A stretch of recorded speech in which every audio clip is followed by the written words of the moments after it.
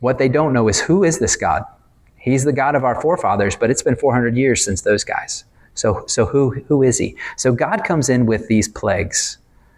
And the plagues are God showing who he is as he overpowers these false gods. This is a list of each of the plagues on the left-hand side and the god that they addressed in the Egyptian culture. So you had the water that was turned into blood. The Nile was considered a god. Khnum was a god. Hapi, Osiris, those were a god. These are all lists of gods that they served in Egypt, and the correlation of the plagues that God brought to say, no, your God is powerless. I'm the God of these things. I was remembering back to, I think it was 2022, we did a study, the attributes of God in here. We just kind of went through like, who is he and how do we understand and how do we know this Jehovah God? I can imagine after 400 years of Egyptian theology, it would be challenging to know, who am I supposed to trust?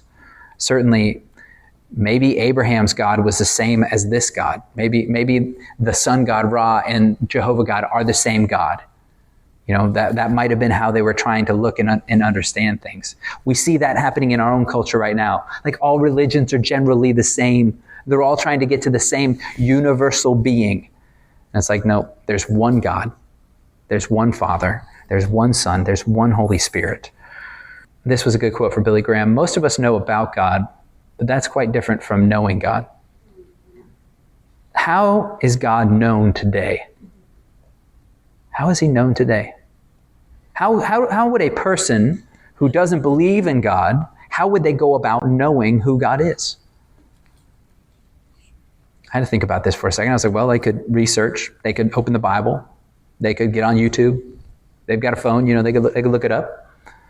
Did any of us do that out of curiosity? Maybe a couple of us were like, I want to know who this guy is. But I would say for the most part, people don't do that type of investigative work. And I would say that even after that investigative work, there's a tangible understanding of how it works in our lives that has yet to be seen just from the study of the text. And I would make the argument that the church today is how people know God. We are the bride of Christ. So we are the image of God on this earth. The weight of that should really press on us. That means how I speak to people, how I interact with them, my overall attitude, the way I present myself, the things that I watch, what I'm doing. And I'm not trying to do this to show people that I am perfect, but what I want them to show them is a loving God, a righteous God, and what righteousness is. It should really strike us that, man, people may not even know who God is, and I've done nothing to help them know him.